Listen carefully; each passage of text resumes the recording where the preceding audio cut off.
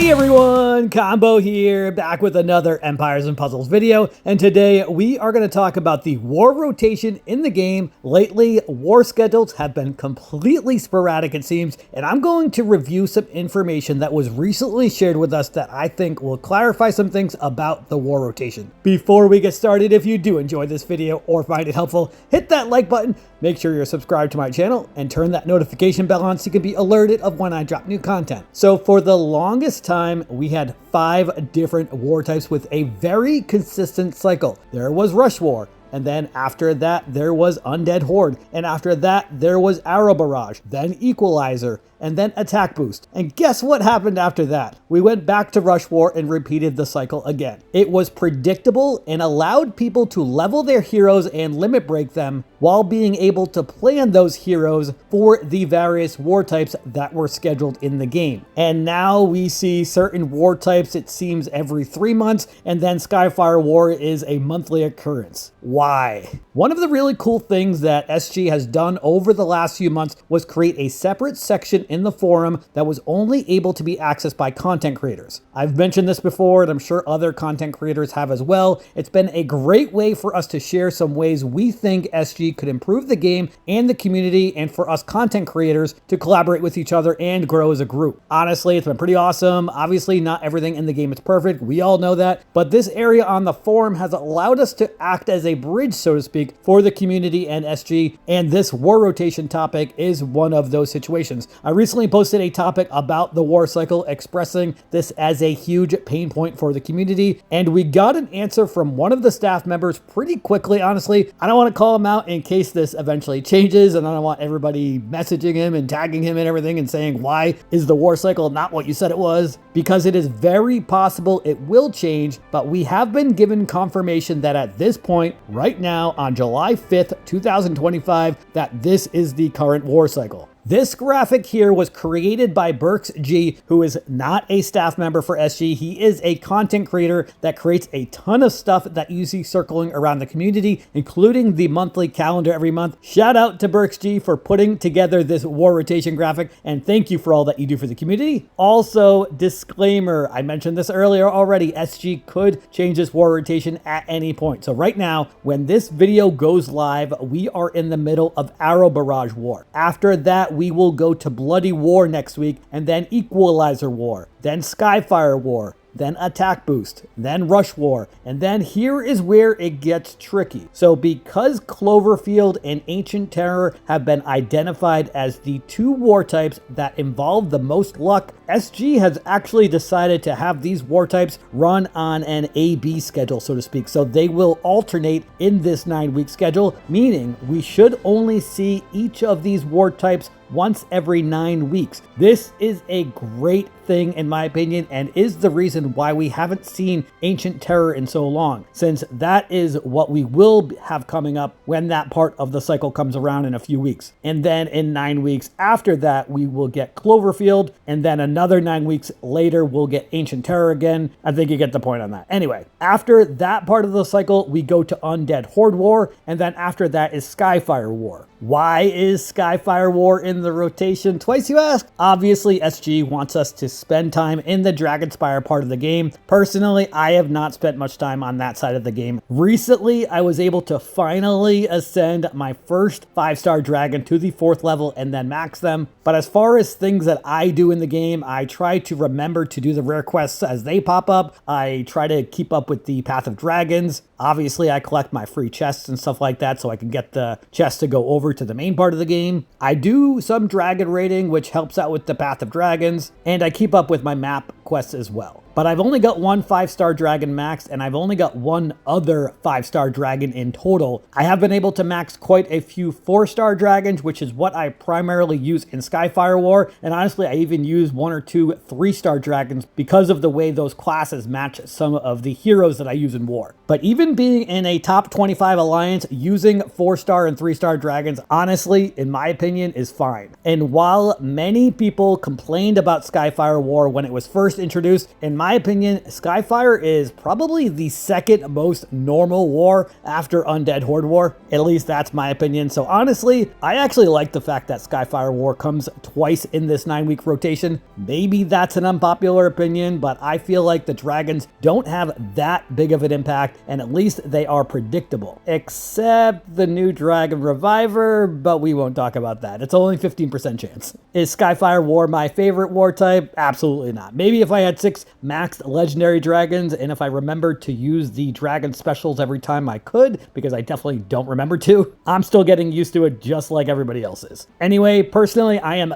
very glad that we finally have a war rotation that we can sort of follow. Again, this is always subject to change, so don't come yelling at me if we don't see Bloody War after our barrage. I do anticipate that we will continue to get messages sent to us in-game on Mondays informing us of which war type is coming for that week, so at least there's that to give us a little bit more notice. As far as what my favorite war type is, that would be Undead Horde, simply because of the fact that it has the least impact in the game, in my opinion, except for the fact that sometimes it makes battles go much longer because of the animations of the minions appearing, and then the animations of the minions actually attacking each turn. So keeping the battle moving to make sure that you don't time out at the end is something you may want to keep in mind, depending on your playstyle. But in Undead Horde, everybody gets a minion every 5 turns with 10% health and 10% attack. Those minions have at the most 400 to 500 health, and everyone gets one, unless if they have some sort of ailment that prevents them from getting minions. But they are basically tiny meat shields that help everyone stay alive a little bit longer, or sometimes not, because it only activates every 5 turns, and sometimes a battle is already decided by then. Other than Undead Horde, I am one of those sick people that really loves Rush War. That is a close second for me, honestly, because with the exception of when Moth Dust screws up everyone's mana, getting specials in 6 tiles is predictable and a lot of fun. There's nothing like the adrenaline rush from going up against Bernadette at tank in Rush War. My least favorite war type is easily Cloverfield. I know a lot of people hate Ancient Terror, and while I am not a fan of that war type, it is at least a little bit less impactful in my opinion, because if one of your heroes goes insane, it likely is not going to take out your entire team, and you could almost kind of plan the heroes you bring based on that, trying to not bring heroes that you could potentially destroy your team with. So for example, bringing snipers is always a great idea in my opinion for Ancient Terror, because if you have 2 snipers go off the way they should, you might be actually killing an enemy, but if they each go insane, they are just going to attack themselves and maybe do a little bit of damage, which is easier to recover from rather than using an attack all hitter that might do more damage to you, especially if ailments are involved. Combine that with the fact that we've had this war type for several months now, and it's given us the opportunity to level up heroes who resist insanity from the Woodland Fawn family and the Untold Tales 1 costumes. I think it has made Ancient Terror a little bit more manageable. I still don't like it,